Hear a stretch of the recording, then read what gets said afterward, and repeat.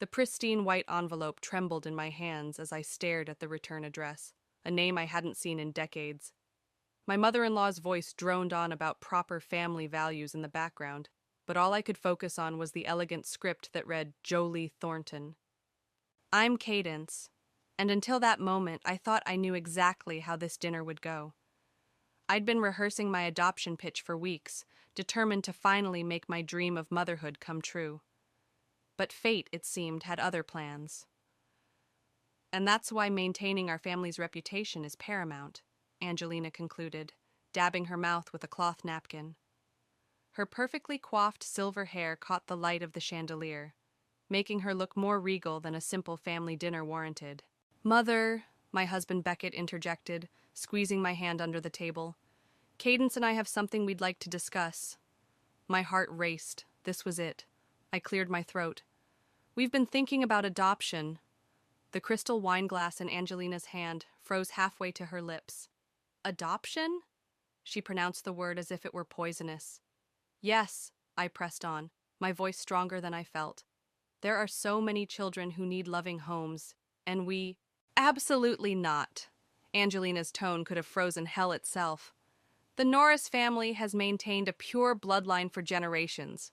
We don't take in strays. Beckett's grip on my hand tightened. Mother, times have changed. Adoption is a scandal waiting to happen, she cut him off. What will people think? What will they say at the country club? Have you considered that? I stood up, my chair scraping against the hardwood floor. With all due respect, Angelina, I don't give a damn what people at the country club think. Sit down, she hissed. We're not finished. Actually, we are. I grabbed my purse and the mysterious envelope. Beckett, I'll see you at home.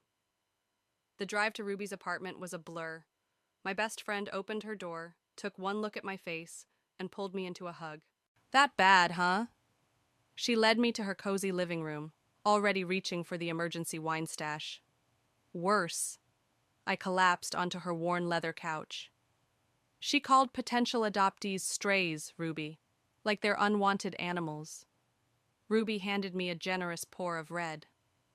That woman is toxic. What's that envelope you're clutching like a lifeline? I'd almost forgotten about it. It came today. It's from someone named Jolie Thornton. The return address is from my mother's hometown. Well, Ruby perched on the arm of the couch. Open it! My hands shook as I broke the seal. The letter inside was handwritten, the paper expensive. Dear Cadence, I read aloud. You don't know me, but I'm your mother's sister, your aunt. I've spent years trying to reconnect with the family after a falling out before you were born. I know this may come as a shock, but I'm dying. And there are things you need to know, things about our family that could change everything. If you're willing to hear me out, please come to the address below. Time is of the essence. Love, Aunt Jolie. Ruby whistled low. Holy shit. My mom never mentioned having a sister. I stared at the letter, my mind racing. Why would she keep this from me? More importantly, Ruby said, refilling my glass, what secrets could be so important that a dying woman needs to tell you in person? My phone buzzed. Another message from Beckett apologizing for his mother's behavior. I ignored it. You know what? I stood up, suddenly energized. I'm going, this week. I need to know what Jolie has to say. Are you sure? Ruby's concern was evident. What about Beckett? What about the adoption plans? I thought about Angelina's cruel words, about the years of subtle manipulation and control, about how she'd systematically crushed every dream that didn't fit her perfect family image. The adoption plans aren't going anywhere, I said firmly, but something tells me this could change everything. Maybe it's time someone challenged Angelina's iron grip on this family. Ruby raised her glass. To whatever secrets Aunt Jolie has in store, may they be juicy enough to give that old bat a heart attack. I clinked my glass against hers, but my mind was already racing ahead. Whatever Jolie had to tell me, one thing was certain. I was done letting Angelina Norris dictate my life. And if this mysterious aunt had information that could help me break free from her control, well, that would be karma at its finest. Little did I know, That letter would set in motion events that would shatter the Norris family's perfect facade forever, and give me exactly the ammunition I needed to claim the life I'd always dreamed of. The Victorian mansion loomed before me, its weathered brick facade telling stories of decades past. I double-checked the address from Jolie's letter, took a deep breath, and pressed the doorbell. Beckett's calls had gone unanswered during my 3-hour drive. I couldn't deal with his torn loyalties right now. A tall woman with silver-streaked auburn hair opened the door. Despite her obvious illness, her eyes sparkled with the same green shade as mine. "Cadence," she breathed, her face lighting up. "You look just like your mother did at your age." "Aunt Jolie?" My voice cracked slightly. She pulled me into a warm embrace that felt nothing like Angelina's stiff, formal hugs. "Come in, sweetheart. We have so much to talk about." The interior was a beautiful mix of antiques and modern comfort. Jolie led me to a sunny sitting room where tea was already laid out. "I've been watching you from afar," she said, pouring tea into delicate cups. "Social media is quite useful for keeping tabs on family." "Why didn't my mother ever mention you?" Jolie's hands trembled slightly as she set down the teapot. "Because I was the family scandal. I got pregnant at 16, refused to give up my baby for adoption. Your grandparents wanted to send me away, preserve the family image." She laughed bitterly. "Sound familiar?" My throat tightened. Exactly like Angelina. Some patterns repeat themselves, don't they? Jolie reached for a photo album. "This is my daughter, Sarah. She died in a car accident 10 years ago, along with her husband." "I'm so sorry," I whispered, studying the photo of a smiling young woman. "Life is too short to let others dictate your happiness, Cadence." Jolie's voice grew stronger. "I fought for my choices, lost my family, but I never regretted it. I built a successful business, raised a beautiful daughter, lived life on my terms." "What happened with Mom?" "She chose the family's side. Reputation over love, another pattern you might recognize." Jolie's eyes met mine. "But that's not why I called you here." She stood, walking to an antique desk. "I'm dying, Cadence. Pancreatic cancer. 3 months, maybe less." She pulled out a thick envelope. "This is my will. I'm leaving everything to you."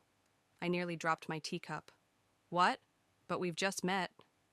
"You're my only living relative who understands what it's like to fight against family tyranny. My estate is worth considerable money, Cadence. Enough to give you complete independence from the Norris family's influence." My phone buzzed again. Angelina this time. I silenced it. "There's more," Jolie continued. "I have documentation of some rather unsavory business dealings involving the Norris family's precious reputation. Insurance, should you need it." "I can't accept this," I protested. "It's too much." Jolie sat beside me, taking my hands in hers. "When Sarah died, I lost my purpose. But watching you struggle against the same oppression I faced, it gave me a new one. Use this inheritance to build the family you dream of. Don't let Angelina do to you what my parents did to me." Tears welled in my eyes. I don't know what to say. "Say you'll fight. Say you'll live life on your terms." Her grip tightened. "My lawyer, George, will contact you soon. There's one condition to the inheritance, though." "What's that?" A mischievous smile crossed her face. "You have to promise to send me a photo of Angelina's face when she realizes she's lost control." I couldn't help but laugh through my tears. "I think I can manage that." We spent the next few hours sharing stories, looking at photos, bridging the decades of separation. As the sun began to set, Jolie walked me to the door. "Remember, Cadence, family isn't about blood or reputation. It's about love, pure and simple." I hugged her tightly, memorizing the feeling of finally having someone truly in my corner. "I'll come back soon." "Don't wait too long," she said softly. "Time isn't on my side." Driving home, my mind raced with possibilities. The inheritance could change everything. Fund the adoption, give us independence from Angelina's financial control. But the real gift was knowing I wasn't alone in this fight. My phone rang. Beckett again. This time I answered. "Where have you been?" he demanded. "Mother's furious." I smiled, thinking of Jolie's strength, her defiance, her legacy. Tell her I'm done playing by her rules. Things are about to change, Beckett. You can either stand with me or stand with her, but I'm done compromising. The silence on his end spoke volumes. Finally, he sighed. What happened today? I found someone who showed me what real family means, I replied, and I'm about to shake up Angelina's perfect world in ways she never saw coming. The doorbell rang exactly at 9 a.m. George Pearson stood on my doorstep, briefcase in hand, looking every bit the distinguished lawyer in his tailored suit. Mrs. Norris? He extended his hand. I'm here regarding Jolie Thornton's estate. Please call me Cadence. I led him to the living room, grateful Beckett was at work. Would you like coffee? No, thank you. Time is of the essence. He opened his briefcase, spreading documents across our coffee table. As you know, Jolie intends to leave you her entire estate. The estimated value is just over $12 million. I nearly choked on my coffee. $12 million? Her tech company's sale was quite profitable. George adjusted his glasses. However, there's a condition that might complicate things. A knock at the door interrupted us. My heart sank as I heard Angelina's voice through the door. Cadence? Your car's here. I know you're home. Just a moment. I turned to George, panicked. That's my mother-in-law. She can't know about this. George quickly gathered the papers. Perhaps I should... The door opened. Of course Angelina had a spare key. Really, Cadence, it's rude to keep people waiting. She strode in, freezing at the sight of George. Oh, I wasn't aware you had company. Mrs. Norris, I said through gritted teeth, this is a private meeting. Nonsense, I'm family. She settled into an armchair like a queen on her throne. And who might you be, sir? George glanced at me, then straightened his tie. I'm a lawyer representing a family member of Cadence's. Angelina's perfectly plucked eyebrows rose. Oh? What family member would that be? That's confidential, I snapped. Everything involving this family concerns me, Angelina declared. As the matriarch? You're not my matriarch. The words burst out before I could stop them. This has nothing to do with the Norris family. George cleared his throat. Perhaps we should reschedule. No, I said firmly. Mrs. Norris was just leaving. Angelina's face hardened. I most certainly was not. If there are legal matters involving this family. The condition, George interrupted, looking directly at me, requires you to legally change your last name back to Wilkinson within 30 days of accepting the inheritance. The room went deadly silent. Angelina's face turned an interesting shade of purple. Absolutely not, she finally sputtered. The Norris name is a legacy.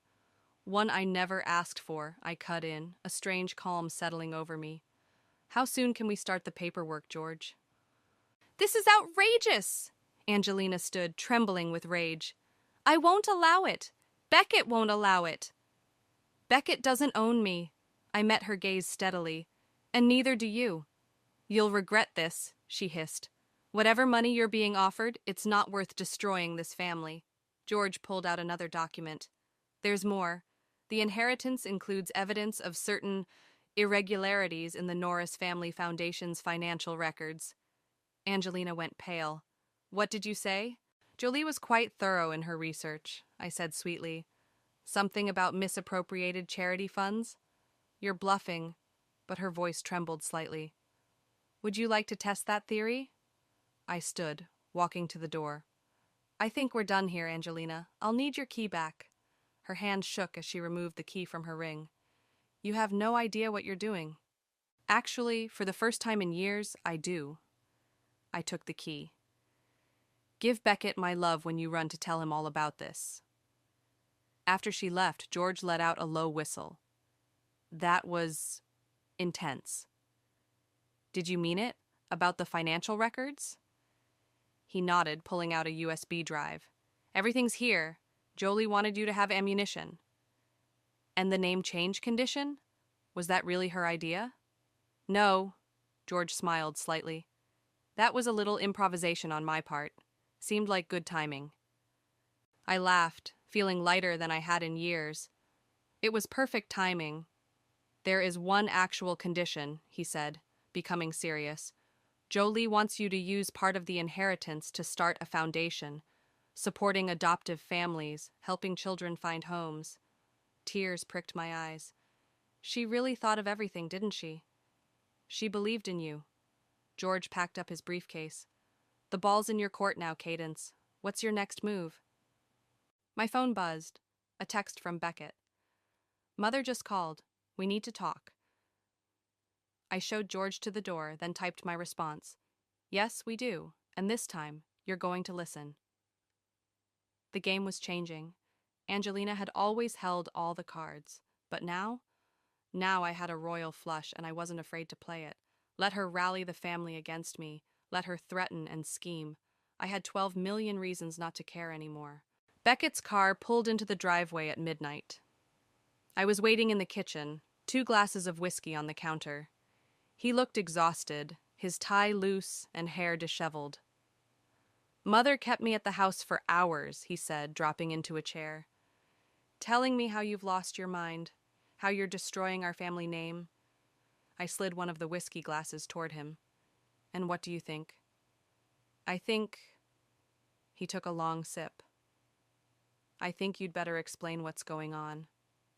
I told him everything. About Jolie, the inheritance, the foundation plans. His expression shifted from skepticism to disbelief to something like hope. $12 million. He ran a hand through his hair. And the evidence about the foundation's finances? Want to see it? I pulled out my laptop, opening the files George had left. Your mother's been skimming from charity funds for years, using donations to pay for her country club memberships, spa retreats, shopping sprees. Beckett's face hardened as he scrolled through the documents. Jesus Christ! That's not all. I took a deep breath. I'm going through with the name change. His head snapped up. Cadence. No, listen to me. For 7 years, I've tried to fit into your mother's perfect world.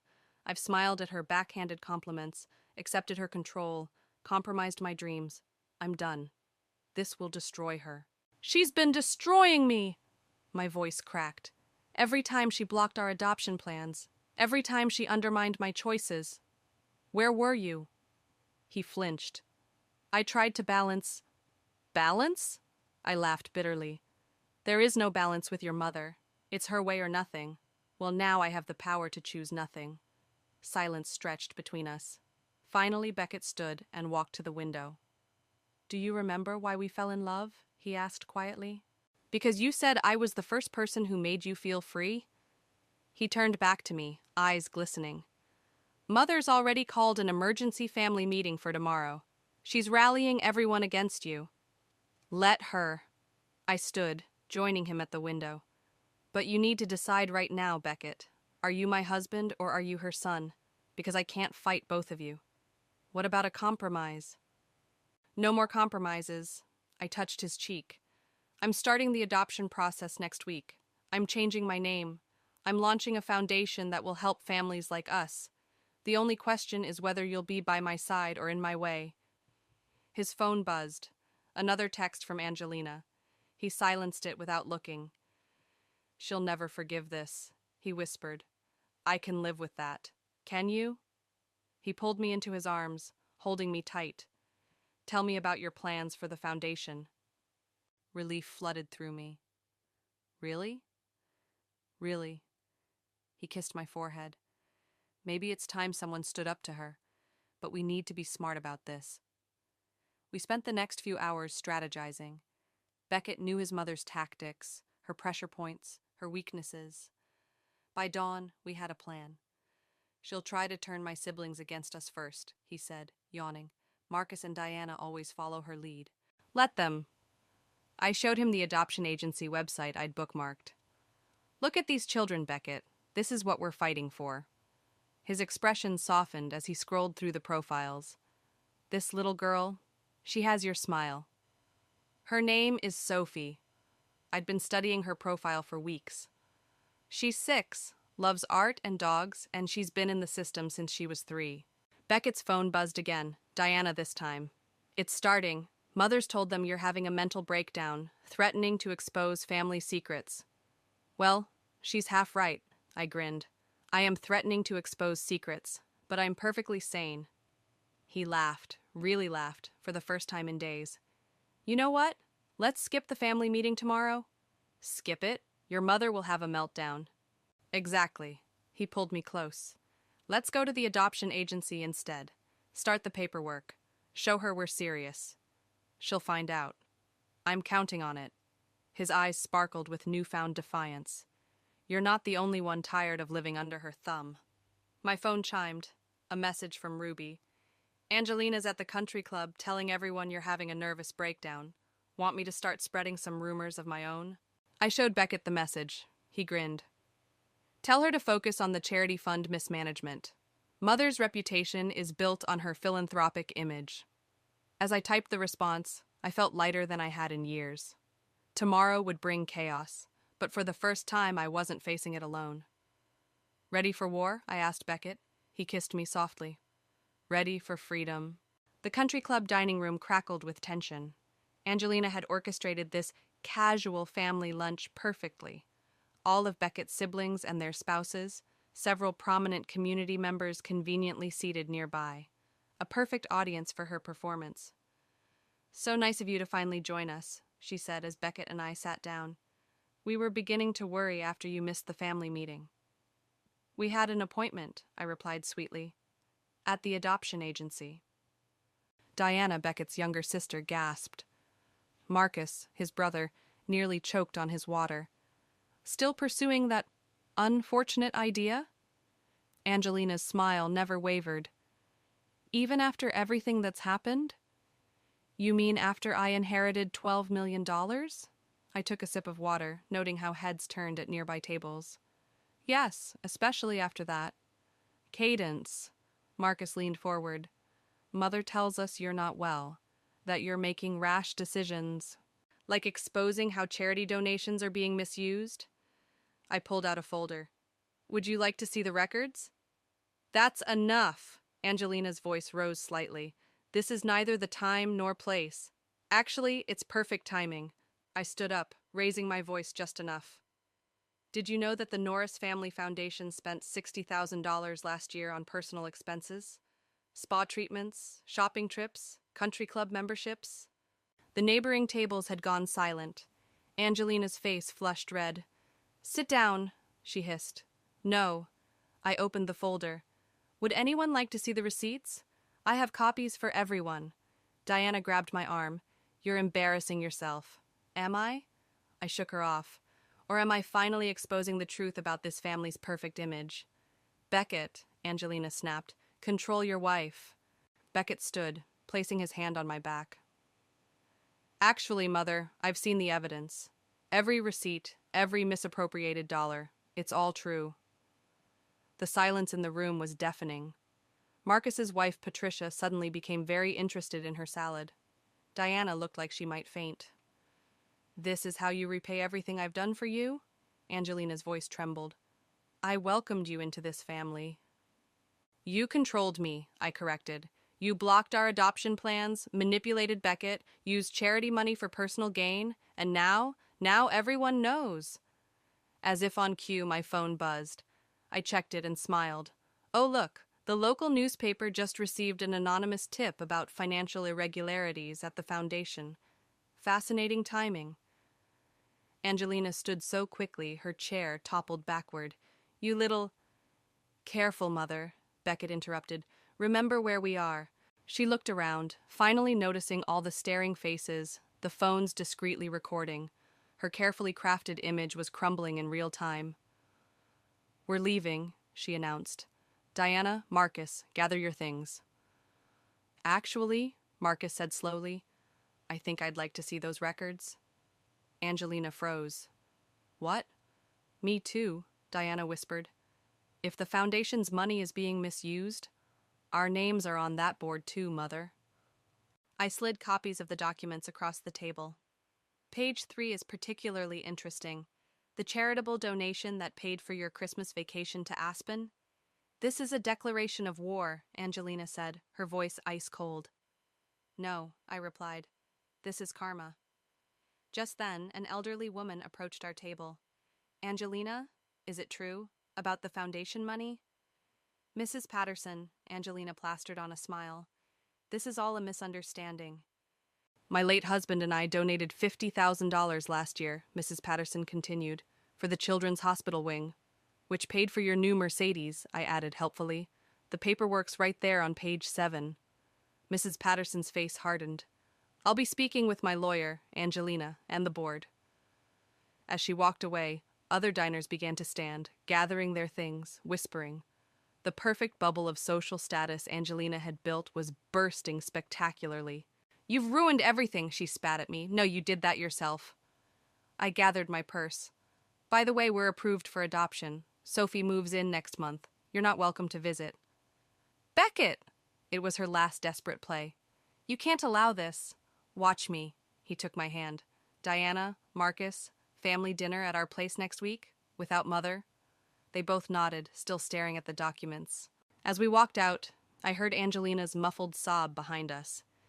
Part of me felt guilty, but then I remembered every cruel word, every blocked dream, every manipulation.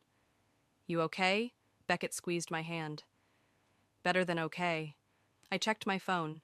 Ruby had already posted the story on social media. It was going viral. I think it's time to visit Jolie again. Show her the photos she asked for. Beckett laughed. Think she'll like the one of Mother knocking over her chair? I think she'll frame it. Behind us, the country club buzzed with scandal, but ahead lay freedom, family, and finally, justice. Jolie's laugh echoed through her hospital room as she flipped through the photos on my phone. Oh, that face! I wish I could have been there. She looked frailer than before, her hospital gown hanging loose on her thin frame, but her eyes still sparkled with mischief. The foundation board meets tomorrow, I told her, adjusting her pillows. They're voting on whether to remove Angelina as chairperson. And the adoption? I pulled out my phone, showing her Sophie's picture. We meet her next week. The home study is complete and... A commotion in the hallway cut me off. Angelina's voice carried through the door. I don't care about visiting hours. I demand to see her. Jolie's face lit up. Finally! I was wondering when she'd track me down. The door burst open. Angelina stood there, designer handbag clutched like a shield, face tight with fury. You, she pointed at Jolie, you orchestrated this whole thing. Hello, Angelina. Jolie smiled serenely. My, you haven't aged well. Must be all that bitterness. You had no right to interfere with my family. Your family? Jolie's voice sharpened. You mean the family you've terrorized? The one you've manipulated and controlled? I've protected them, Angelina snapped. Maintained our standards, our reputation. Your reputation? I stood up. You mean the one that's currently in shambles because you stole from charity? I did not steal. The board doesn't agree, I cut in. Neither does the IRS investigator who's reviewing the foundation's records. Angelina's face went white. What investigator? Oh, didn't I mention? Jolie coughed delicately. I may have sent copies of those financial records to a few interested parties. Amazing how quickly the government moves when millions in charitable donations are misappropriated. You vindictive... Careful, I warned. Remember who holds the power now. Angelina's shoulders sagged slightly. For the first time, I saw fear in her eyes. What do you want? She whispered. Want? Jolie laughed. Dear, we already have everything we want. Cadence has her freedom, her adoption plans, and soon she'll have my entire estate. The foundation will be restructured under new leadership. I hear Diana's quite eager to prove herself. And you? You'll be lucky to avoid prosecution. Unless, I added, you agree to our terms. Angelina's eyes narrowed. Terms? Step down from the foundation. Publicly support our adoption. Sign over your voting shares to Beckett. And most importantly, stay out of our lives. And if I refuse? I pulled out my phone, showing her the draft of a news article. Then this story about your creative accounting goes public tomorrow. I'm sure the country club will love reading about it over breakfast. The door opened again. Beckett walked in, followed by Diana and Marcus. Mother, Diana's voice was cold. The board wants your resignation letter by morning. Et tu, Diana? Angelina's laugh was hollow. We've seen the records, Marcus added. All of them. It's over, Mother. Jolie reached for my hand, squeezing it weakly. You see, Angelina, real family stands together, not out of fear or obligation, but out of love. You're dying, Angelina observed suddenly. This is your revenge, isn't it? Destroying what I built before you go? No, Jolie smiled. This is my gift to Cadence, the chance I never had, to break free, to choose love over appearance, to build a real family. Tears rolled down my cheeks as I hugged her. Her body felt so fragile, but her spirit remained unbreakable. The papers are drawn up, Beckett said quietly. All you have to do is sign, Mother.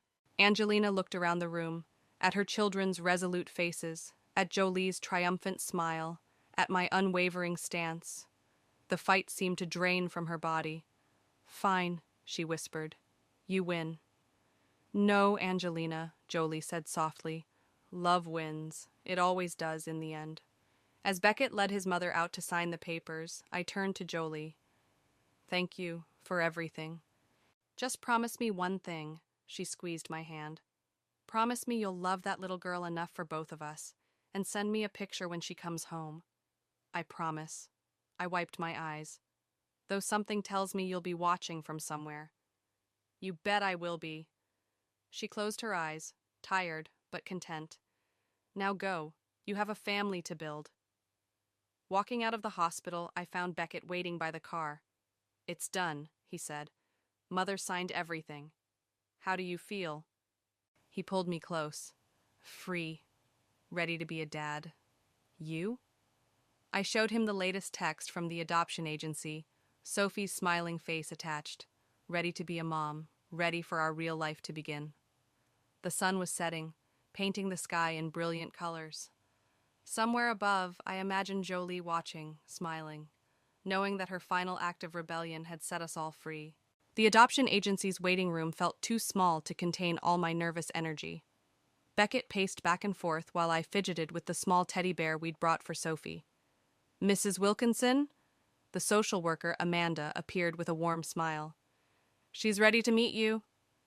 My new name still felt strange, but wonderful on my ears.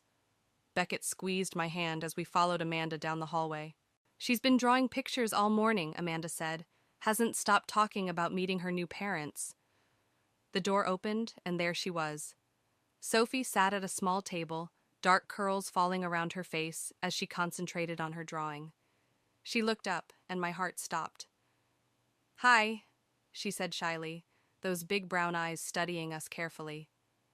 Hi, Sophie. I knelt down to her level. I'm Cadence, and this is Beckett. We brought you something. I held out the teddy bear. She reached for it hesitantly, then hugged it tight. I drew you a picture, she announced, pushing her paper forward. It's all of us, and a dog. Can we get a dog? Beckett laughed, kneeling beside me. I think that could be arranged. The next hour flew by as Sophie showed us her favorite books, told us about her best friend at the group home, and asked approximately 1 million questions. Will I have my own room? Yes, we've already painted it purple. Amanda told us it's your favorite color. Can I bring my blanket? Of course. Will there be other kids to play with? Your cousins Diana and Marcus have children close to your age, Beckett answered. They can't wait to meet you. A knock at the door interrupted us. Amanda stepped in, followed by an unexpected visitor, Angelina. My body tensed. What are you doing here? Please, she held up her hands. I come in peace. Sophie looked between us, clutching her teddy bear tighter. Angelina's expression softened as she looked at the little girl. You must be Sophie, she said gently. I'm Beckett's mother, which means... Well, I suppose I'm your grandmother. Sophie studied her carefully. Do you like dogs? A surprised laugh escaped Angelina's lips. Yes, actually. I have 2 golden retrievers. Can I meet them? If your parents agree. Angelina met my eyes. I'd like to talk. Properly. Amanda sensed the tension. Sophie, why don't we go get your other drawings to show everyone? Once they left, Angelina sat down heavily. Jolie died last night. My heart clenched. What? I was there, she continued. She asked to see me. We talked for hours about everything, about how fear of scandal destroyed her family, just like it almost destroyed ours. Tears rolled down her cheeks. She made me promise to do better, to be better, so here I am. Mother, Beckett started. No, let me finish. She pulled out an envelope. This is for Sophie, a college fund, and this, she handed me another envelope, is the deed to our beach house, for your new family. I stared at the papers in shock. Angelina. I was wrong, she whispered, about everything. Watching you fight for your dreams, seeing how my own children turned against my controlling ways. Jolie helped me see what really matters. The door opened as Sophie bounded back in, arms full of drawings. She stopped short, looking at our tears. Why is everyone sad? We're not sad, sweetheart, I said, wiping my eyes. Sometimes grown-ups cry when they're happy, too. Oh. She considered this, then walked over to Angelina. Want to see my dog drawings? I'm really good at dogs. Angelina laughed through her tears. I'd love to. As Sophie climbed into her new grandmother's lap, spreading out her artwork, I felt the last pieces of resentment melt away. This was what Jolie had fought for. Not revenge, but redemption. The adoption will be finalized next week, Amanda said from the doorway, though I think it's clear this family is already complete. Family, Sophie tested the word. And I get to stay forever? Forever and ever, Beckett promised. And we can get a dog? Yes, Angelina chimed in. I know a wonderful breeder. Actually, I interrupted, pulling up a photo on my phone. There's a rescue puppy at the shelter who needs a home. Want to meet her? Sophie's eyes lit up. Now? If everyone wants to come? I looked at Angelina questioningly. She stood, straightening her designer dress. Well, I suppose my reputation can handle being seen at a shelter, especially with my granddaughter. As we walked out together, Sophie between Beckett and me, Angelina following with the drawings, I felt Jolie's presence. She'd given us so much more than money. She'd given us the courage to rewrite our story. Ready for our next adventure? I asked Sophie. She grabbed my hand, then reached for Angelina's. Ready! And just like that, the wounds of the past began to heal, one small hand at a time. The autumn breeze carried the sound of laughter from the backyard as I finished arranging cookies on a platter. Through the kitchen window, I watched Sophie chasing her rescue puppy, Max, while Diana's and Marcus's kids took turns on the new swing set. Need help? Angelina appeared beside me, reaching for the lemonade pitcher. Thanks. I nodded toward the yard. Hard to believe this is the same family that nearly imploded a few months ago. Jolie would have loved this, she said softly, arranging glasses on a tray. All these children, all this joy. The doorbell rang. Ruby arrived with the final paperwork for the Thornton Wilkinson Foundation's first major project, a support center for adoptive families. Everything's approved, she announced, spreading the documents on the kitchen counter. Construction starts next month. Perfect timing. I signed where indicated. The inheritance money should be released from escrow tomorrow. Angelina peered at the plans. The playground design looks wonderful, though perhaps we could add... Mother, I warned playfully. Remember our agreement about backseat driving? She laughed, holding up her hands in surrender. Old habits die hard, but I'm learning. Sophie burst through the back door, Max at her heels. Mom, Grandma, Uncle Marcus is trying to fit on the kiddie swing. This I have to see. Angelina grabbed her phone, hurrying outside. Mom, Sophie tugged my sleeve.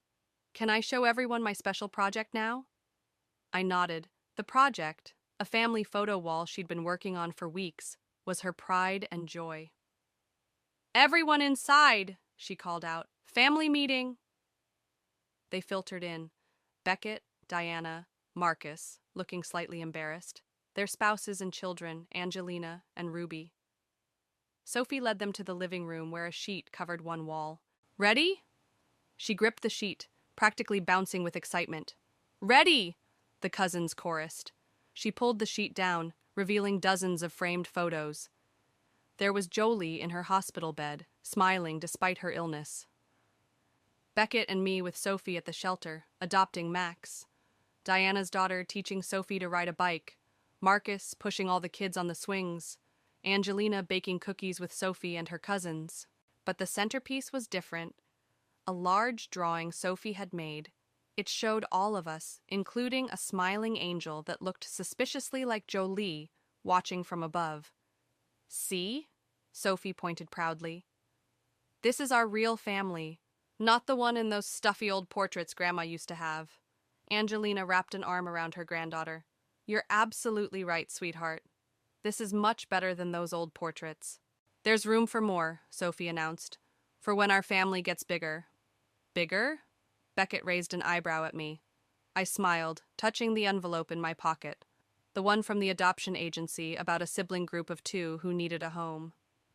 "Well, actually." "Really?" Sophie's eyes widened. "More brothers or sisters?" "If everyone's okay with that," I looked at Angelina questioningly. She wiped away tears. "I'll start baby-proofing the beach house immediately." "Group hug!" Sophie declared, and suddenly we were all tangled together, laughing and crying. Ruby snapped a photo. "This one's definitely going on the wall." Later, as everyone enjoyed cookies in the backyard, Beckett found me in the kitchen. "Happy?" he asked, wrapping his arms around me. "Look out there," I nodded toward our family. "Angelina's teaching the kids some ridiculous society dance. Diana and Marcus are arguing about who gets to host Thanksgiving. Sophie's plotting to convince us to adopt every child and animal she meets. It's chaos." "Perfect chaos," he agreed. "You know what Jolie told me that last day in the hospital?" I turned to face him. "She said sometimes you have to break something completely to rebuild it stronger. She wasn't trying to destroy your mother's perfect family. She was making room for a real one." "Mission accomplished," he kissed my forehead. A shriek of laughter drew our attention back outside. Angelina was now attempting to teach the foxtrot to Max, who seemed more interested in chasing his tail. "Mom, Dad," Sophie called. "Come quick! Grandma's dancing with the dog." We joined our family in the yard, under the warm sun and cool breeze, surrounded by the kind of love that no society rules or family reputation could contain. On Sophie's wall, Jolie smiled down at us all, her final gift still unfolding, the gift of choosing love over appearance, truth over pretense, and the messy beauty of real family over the cold perfection of false ones. "Ready for more chaos?" I whispered to Beckett, thinking of those 2 siblings waiting for a home. He squeezed my hand. "With this family? Always." And in that moment, watching Sophie teach her cousins her own version of a society dance, which mostly involved spinning in circles until you fell down, I knew that sometimes the happiest endings don't come from maintaining perfect order, but from embracing perfect chaos. Perfect chaos. Perfect chaos. Perfect chaos. Perfect chaos.